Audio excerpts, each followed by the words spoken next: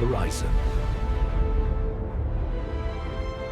Today I'm going to share with you guys 3 finance niches that have low competition. That means if you start creating content in these areas today, you're gonna be able to grow much faster than if you were to start a channel about, let's say, real estate, investing, or the stock market in general, because those are extremely competitive. So these 3 finance niches that I am going to share with you today are going to be highly targeted so you can actually make money from them. So stay tuned until the end of this video because each one is better than the last. And if you guys have any questions at all, leave them down below. Let's go ahead and get started. The first one is micro investing and fractional shares. So basically, apps like Acorns, eToro, where people can invest with as little as $1. These are extremely popular right now, and they're extremely easy to get started with. You literally download the app, link your bank account, and you can start investing right away. Now, there's 2 different types of people that are searching for this type of information. One is students, because students are always looking for ways to make money, save money, and invest money. They also very tech savvy, so they going to be searching things like how to start investing with $5, best fractional stocks to own. What is a fractional share, and how do I buy one? The second type of person is someone who is completely new to investing, and maybe they do and have a lot of money to invest, but they want to get started. So for example, let's say someone gets a tax return. They gonna have some extra money, and they gonna be searching things like, where can I invest my money? What is the best place to invest my money? Now, obviously there are way more search queries that you could target, but these are just a few examples. Now, when it comes to creating content in this niche, you really want to focus on 2 things. No. 1, making sure that your content is beginner-friendly. So avoid using any technical terms or jargon that a beginner investor wouldn't understand. And number 2, make sure your content is up to date because this industry is constantly changing. New apps are coming out all the time and regulations are changing as well. The second niche is going to be for people who are self-employed or side hustlers. So if you go on Fiverr right now and you type in virtual assistant, there are 238,000 results. But if you type in finance virtual assistant, there's only 22 results. Now, there is obviously a lot more that goes into starting a successful business like this, but just hear me out. If you are good with numbers and you're good with using programs like QuickBooks, Excel, you could literally start a business like this today and charge anywhere from $25 to $100 per hour. So if you're good with numbers and you have experience using programs like QuickBooks or Xero or Excel, you could literally help these people save so much time and money by doing their books for them. And the best part is, you can do this all online so you can work from anywhere in the world. Now, the third niche is going to be for people who have recently gotten a raise or a promotion. So if you work for, let's say, a tech company and you get a 10 or 20% raise every year, well, guess what? Most people don't know what to do with that extra money. So they're going to start searching things like, how do I invest my raise? What should I do with my extra money? And this is where you can create content around things like how to invest your raise to retire early or what to do with your extra money. If you guys have any questions at all, comment down below. If not, don't forget to like and don't forget to subscribe. If you're rethinking of starting a business, or you have an idea that you want to bring to life, you may be wondering how to get funding for it. There are some great options out there, such as SBA loans, but they can take a long time to get approved and even longer to get funded. So what if I told you there were alternative financing options that could get you funded in as little as 24 hours? Keep watching, because I'm going to share 3 different ways you can get funded fast. Welcome to the channel. If you're new here, I'm the host. Every week, we go over strategies and tips to help you become financially free. Let's dive into today's video. No. 1. Alternative financing and much. This is a broad category, but it includes peer-to-peer lending, credit unions, and small loan hacks like the $750 loan from MoneyLion.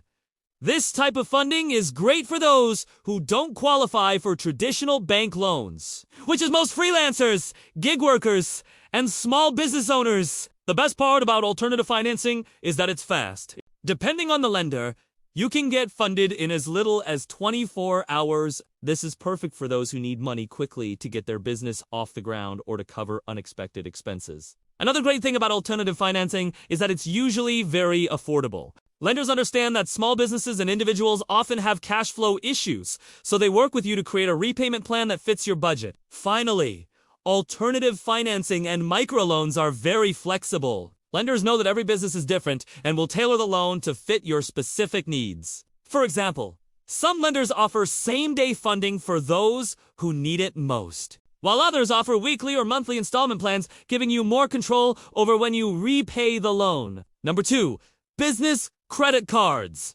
Getting a business credit card is another great way to get funding fast for your business. With a business credit card, you can make large purchases, hire employees, or cover operating expenses. The best part about business credit cards is that they're relatively easy to get approved for, even if you have bad credit. There are many different types of business credit cards available, so you can choose one that fits your needs. For example, some cards offer 0% interest for the first year, while others offer rewards programs that can earn you points or cash back. In addition, business credit cards can help you build your business credit, which is important if you plan on getting a loan in the future. To get approved for a business credit card, you'll need to have a good credit score, a solid business plan, and enough revenue to repay the debt. Once you're approved, you'll receive a card that you can use to make purchases. Just be sure to pay your bills on time each month to avoid interest charges.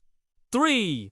Invoice factoring. Invoice factoring is a quick and easy way for businesses to get funding based on their outstanding invoices. With invoice factoring, you can get paid for your invoices up front, even if your customers haven't paid yet. This can help you cover operating expenses, payroll, or other financial needs. The best part about invoice factoring is that it's very fast. You can get funded in as little as 24 hours. In addition, invoice factoring is very flexible. You can factor your invoices with different companies to find the best rates and terms. Plus, you're not required to factor all of your invoices, so you can choose which ones to factor and which ones to keep.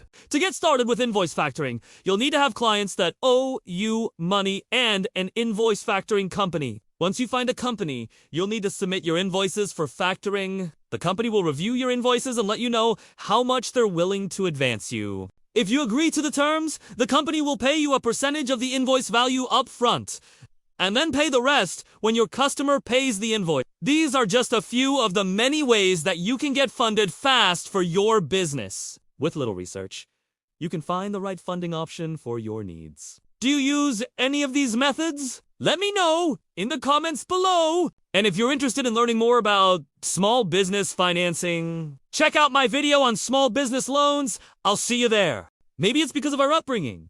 Maybe it's because of our education. But we are not taught how to handle money. And so today, let's talk about 6 books that teach you financial psychology and good habits. No. 1 is Thinking Fast and Slow by Daniel Kahneman. This book delves into the 2 modes of thinking that we have, which is fast, instinctive and emotional, and slow, deliberate and rational. The book explains why we make irrational financial decisions in accordance to our emotions and how we can use our rational side to make better decisions. This book helped me understand why I procrastinated on investing, and it gave me the tools to overcome my irrational thoughts. It was life-changing. No. 2 is The Psychology of Money by Morgan Housel. So this book is written by someone who actually works in finance, and it talks about 7 psychological principles that influence our decisions around money. He gives historical examples of people and how their behaviors got them to where they are. Some to end up broke, and others to become millionaires. By understanding these 7 principles, you will be able to manage your own relationship with money better. And I would recommend this book to anyone who wants to improve their financial lives. 3 is The Millionaire Next Door by Dr. Thomas Stanley. Now, this book isn't a get-rich-quick scheme, but it does give you insight into the habits and characteristics of everyday people who have built wealth. For instance, did you know that most millionaires live well below their means? In fact, 2/3 of America's millionaires drive ordinary cars such as a Toyota or a Ford. So this book kind of challenges the common belief that all millionaires are flashy and spend a lot of money. And it serves as a reminder that building wealth is more about making smart financial decisions over a long period of time than about one big lucky break. No.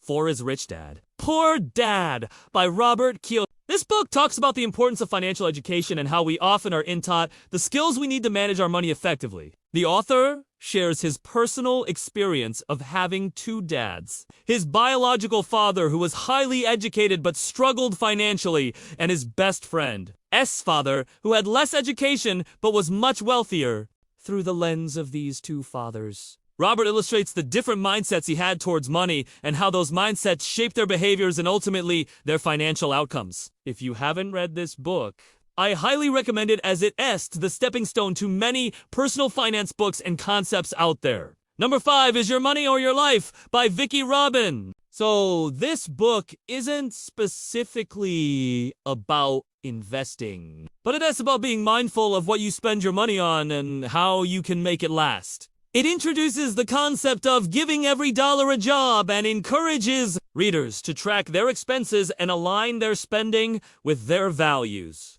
This book has inspired many people to adopt minimalism when it comes to their finances and their lifestyle overall, and I believe that this book is a great starting point for anyone who wants to take control of their financial situation. And lastly, 6 is Atomic Habits by James Clear.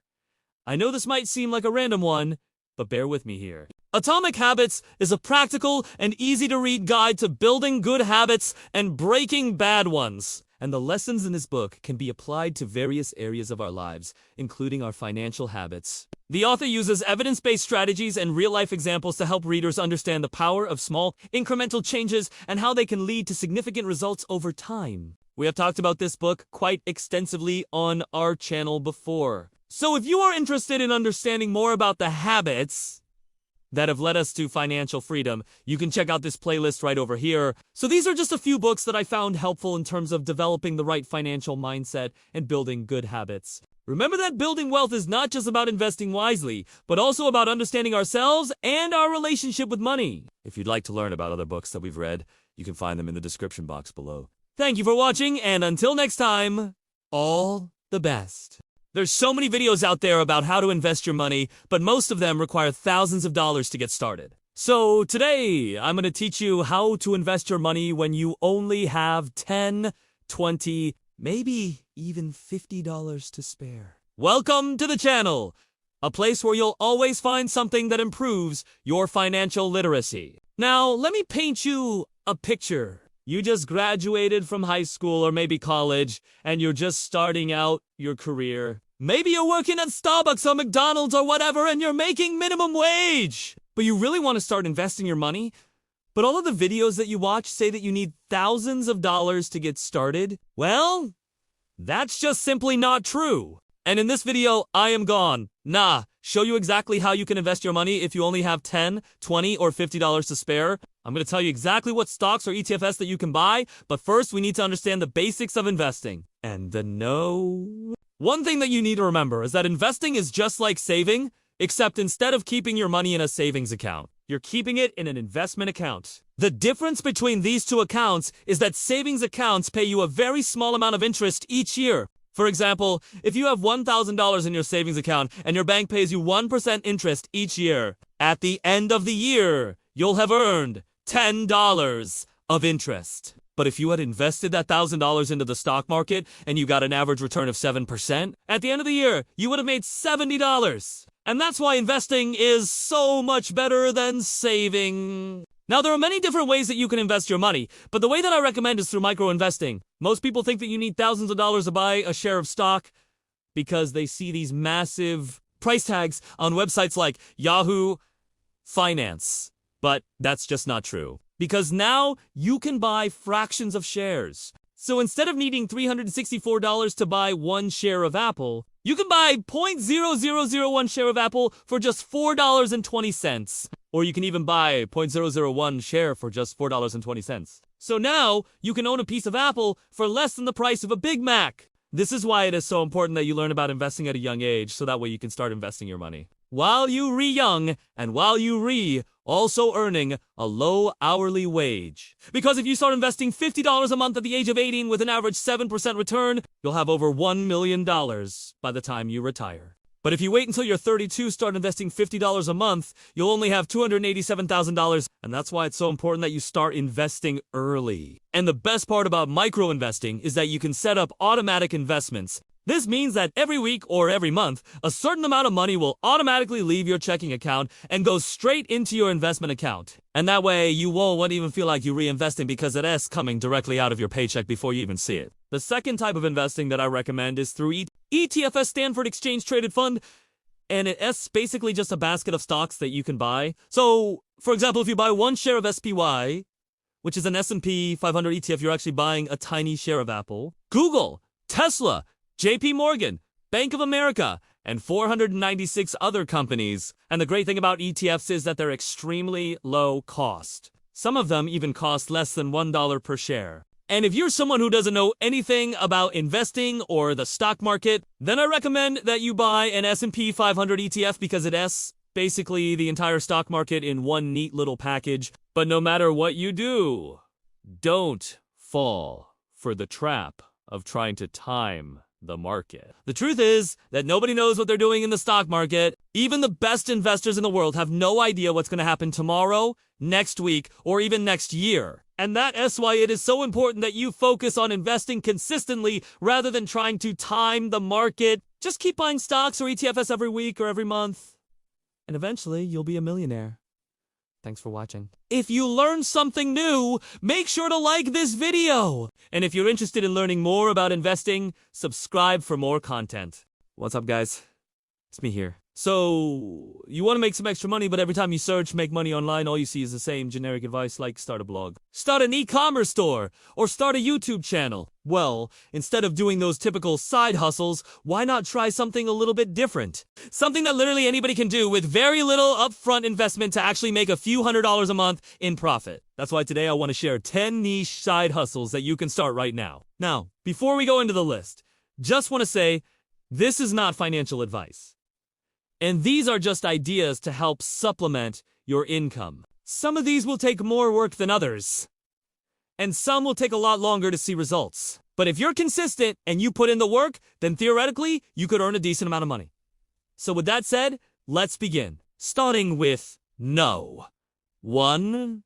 Rent out your spare storage space. I know this might sound like a random idea, but hear me out. If you have any extra storage space in your home that you aren't really using, you can rent it out to someone who needs it. This could be anything, from a spare bedroom to a basement, attic, or even your front lawn. And the best part is, you don't even need to do anything yourself. You can use a website to list your space for rent and set your own price. After that, you sit back and wait for the offers to come in. On top of that, Spare Room has a built-in payment system, so you won't have to worry about collecting rent or deposits. They handle everything for you! As far as pricing, you can rent out your spare room for anywhere between $25 to $30 a night. And if you have other unused space like a garage or basement, you can charge even more. So if you have a lot of extra space sitting around, this could be an easy way to monetize it without having to do any work at all.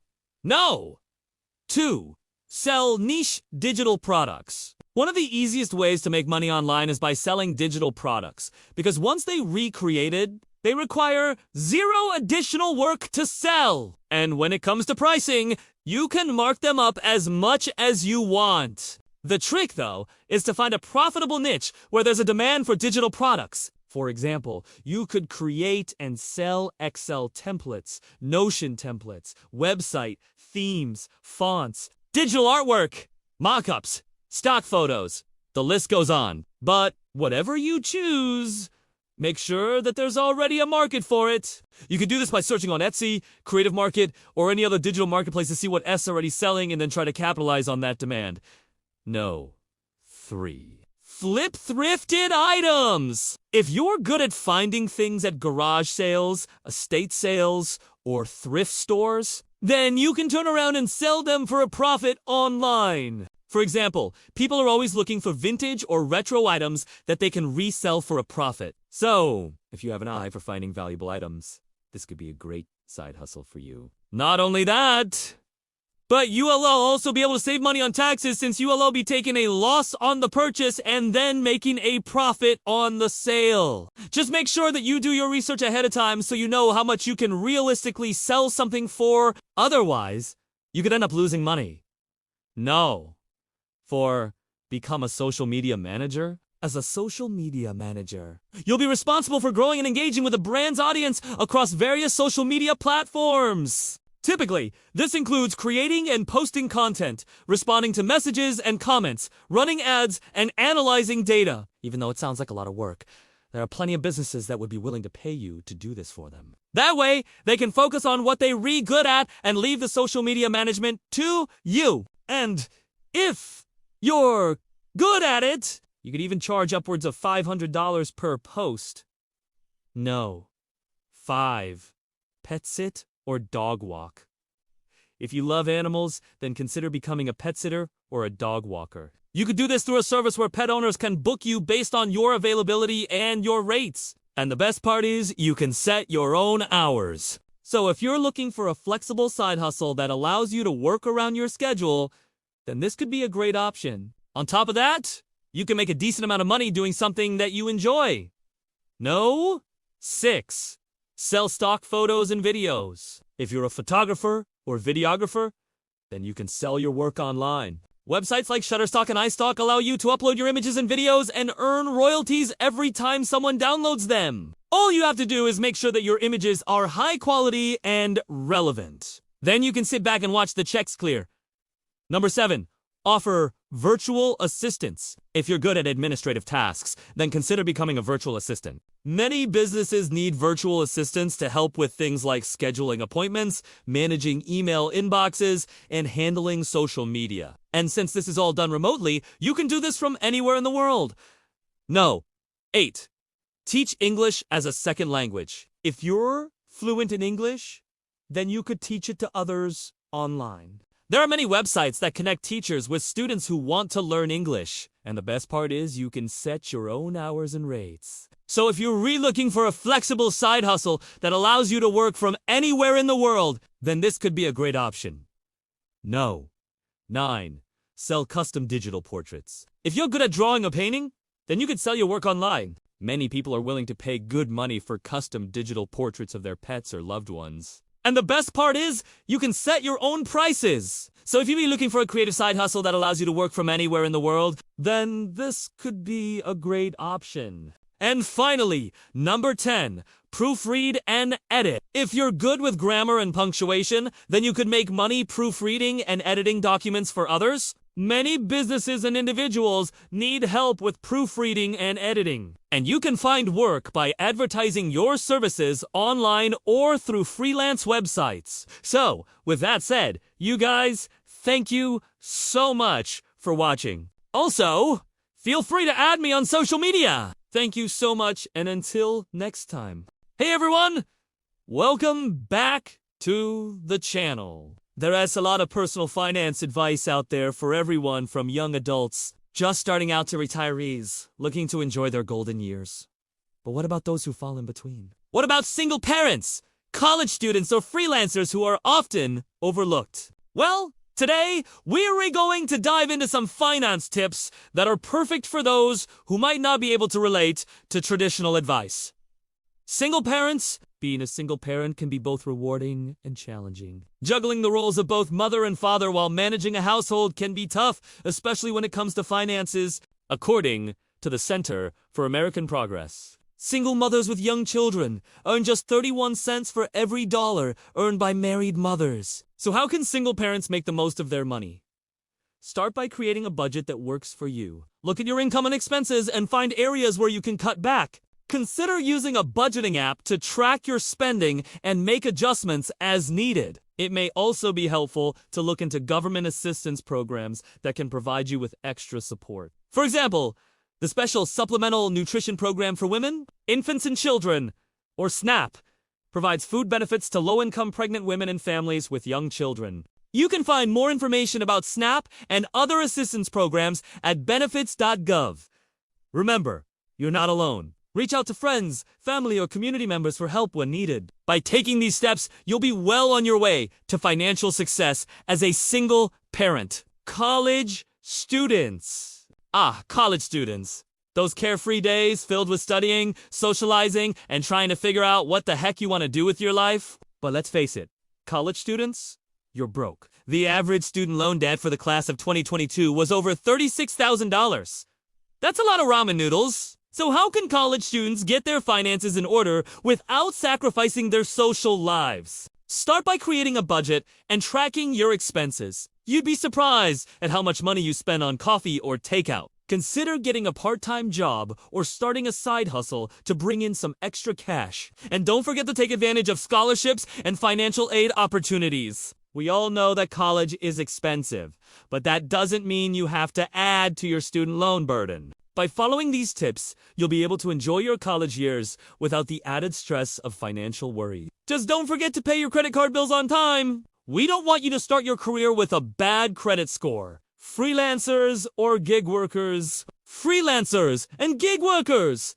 You're the independent contractors, the self-employed, the entrepreneurs. You're the ones who are building your own businesses and setting your own hours. But let's be real, being a freelancer or a gig worker can be a roller coaster ride. 1 month you're making good money. The next month you're wondering where your next project is coming from. So how can freelancers and gig workers get their finances in order and prepare for the inevitable dry spells? First, make sure you're setting aside money for taxes. As a freelancer, you're responsible for paying self-employment taxes. So make sure you're setting aside enough money to cover them. Consider creating a separate bank account for your business and only use it for work-related expenses. This will help you keep your personal and business finances separate. And don't forget to invoice your clients promptly. It's easy to let invoices slip through the cracks, but that can lead to late payments. Set up a system for sending invoices and following up on them. By following these tips, you'll be able to navigate the financial ups and downs of being a freelancer or gig worker and focus on what you do best. Landing that next big project. Remember, no matter what your situation is, it's never too late to get your finances in order. So if you're a single parent, college student, or freelancer who's been feeling left out of the personal finance conversation, know that there are resources available to help you succeed. You've got this. Thank you so much for watching. If you found this video helpful, please give it a thumbs up and share it with anyone you think will benefit. And don't forget to subscribe so you never miss an upload. Until next time! They say it takes a village to raise a child. What about saving money? Does it take a village or just a few small steps? In a world where expenses seem to grow faster than our paychecks, saving money can feel like an impossible task. But what if the secret wasn't in saving big? What if it was in the small things? What if saving just $5 a day could make a significant difference over time? Imagine this. You're spending $5 a day on your morning coffee, a daily treat that you've grown accustomed to. But what if instead you decided to skip that latte? It might not seem like much at the moment, but imagine the impact if you saved that $5 every day. You could have $150 at the end of the month or $1,800 in a year. Suddenly, that daily indulgence becomes a powerful tool for building your financial future. You see, the magic doesn't lie in the amount itself, but in the consistency of the habit. It is about shifting your mindset from "Mike, oh, you and save" to "I just did." Every small step counts. Every little bit saved adds up. And when you make it a daily practice, the results can be truly transformative. But how can we make this work? How can we turn these small actions into significant financial milestones? The key, my friends, lies in the power of micro savings. Micro savings. It's about making tiny adjustments to your everyday life. Skipping that latte, packing one meal, walking one stop instead of riding. These small sacrifices may not seem like much at first, but they add up over time. Every little bit saved is a victory for your financial future. It's about creating a daily habit, a routine that helps you save consistently. For instance, think about all those times you impulsively buy a cup of coffee or a snack without really thinking about it. These small purchases may seem harmless in the moment, but they can quickly add up. By rounding up your spare change and saving the difference, You can turn these everyday moments into opportunities to build your savings. But why should you bother with micro savings? What's the real benefit of saving small? Well, here's the thing. Life is unpredictable. Expenses can spiral out of control. Unexpected bills can pop up. Job security isn't what it used to be, and financial emergencies can strike when you least expect them. Having a safety net can provide you with that much-needed peace of mind, knowing that you have something to fall back on when life throws you And let's not forget about the long-term game. Saving early and often allows your money to grow over time. Even small amounts invested consistently can turn into a significant sum in your later years. Imagine the possibilities. A comfortable retirement, a dream vacation, or simply the freedom to pursue your passions without worrying about money. Now, I know what you're thinking. This all sounds great, but where do I even start? How can I make micro savings work for me? Well, here are a few ideas to get the ball rolling. First, consider setting financial goals. Having a clear target can keep you motivated and on track. Whether it's an emergency fund, a down payment on a house, or a dream vacation, knowing what you're saving for can make a huge difference. Next, explore different savings tools. There are plenty of apps and online platforms designed to help you save effortlessly. Some round up your spare change and invest it for you. Others allow you to create digital envelopes and set limits for your spending. The key is to find what works best for you and your lifestyle. Remember, micro savings isn't about restriction. It's about building habits. It's the small choices you make every day that add up to big results over time. It's not about being perfect. It's about being consistent. Some days you'll save more. Some days you'll spend more. The goal is to find a balance that works for you and that you can stick to over the long run. Every dollar you save, no matter how small, is a step towards financial freedom. It's a testament to your commitment to a better future. So don't underestimate the power of micro savings. Embrace the small things, celebrate your daily victories, and watch as your financial dreams grow over time. As the wise author and speaker Mark Mason once said, small changes, big results. So start small, stay consistent, and witness the incredible transformation that awaits you. Thank you. Less targeted toward this demographic or that one, but what if your situation is a little bit more unique? Today we're going to talk about some personal finance tips that are targeted towards specific groups, including single parents, college students, and freelancers or gig workers. If you are a single parent, it can feel like there is a constant balancing act between taking care of your children and taking care of yourself. One way to make things a little bit easier is to set up automatic savings or investment accounts, so I don't have to think about it every month. The same goes for bill payments. If you know that your electric bill is due on the 20th of every month, set up an automatic payment so you don't forget. And while it might be tempting to put all of your kids' stuff on a credit card so that you can pay for it over time, that's not always the best idea. A lot of times those credit cards have really high interest rates.